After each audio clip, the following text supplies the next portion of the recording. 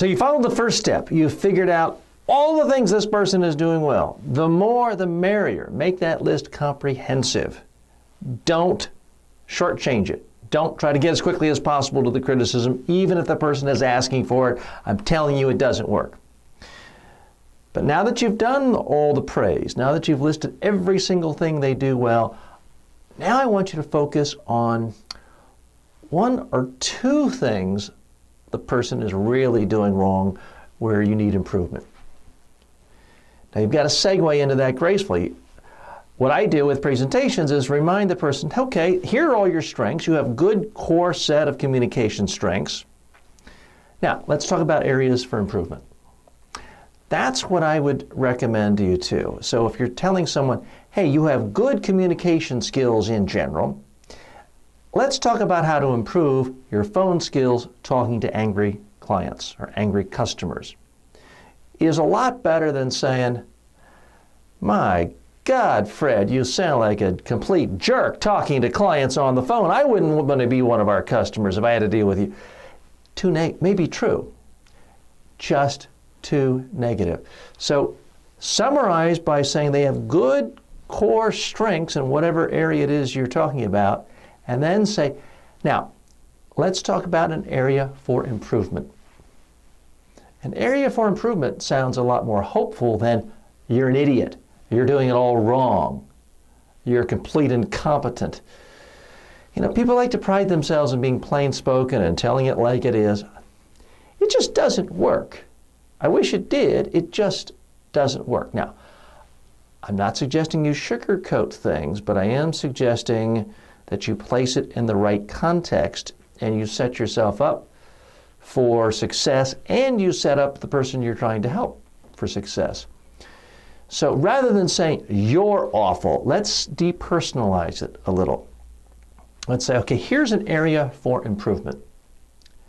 If we could somehow reduce the ums and uhs that are coming out, you'll seem much more comfortable, you'll seem more confident. Notice how I said that. I didn't say, you sound like a complete blithering idiot when every other word is and ah. Not how I phrased it. It's about, here's the biggest area for improvement.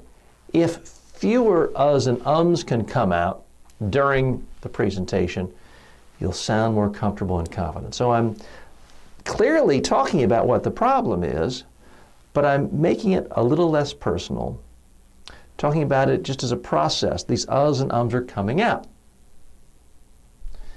And then I talk about the benefits that will happen if this problem can be solved. So that's my next challenge for you. Don't try to tell someone 100 things they're doing wrong or 50 things. Let's focus on one or two. I mean, if someone you're working with really is doing everything wrong, you should probably give them a pink slip and have them find employment elsewhere or suggest they go into another line of work. I mean, you can't solve a problem where someone has absolutely no skills. I mean, if I am joining your professional golf team and you see me out of the golf course and you realize, well, TJ, you can't hit wood, you can't pitch, and you can't really putt, you can't seem to shoot over or less than 200, you're probably not going to be a professional golfer. There's not much you can do as form of constructive criticism to make me a professional golfer. Now, of course, you could help improve my strokes or improve my game, but you've got to look at the big picture and what you're trying to accomplish. And that's why I'm urging you, focus on one or two really specific things that the person is doing wrong that are correctable.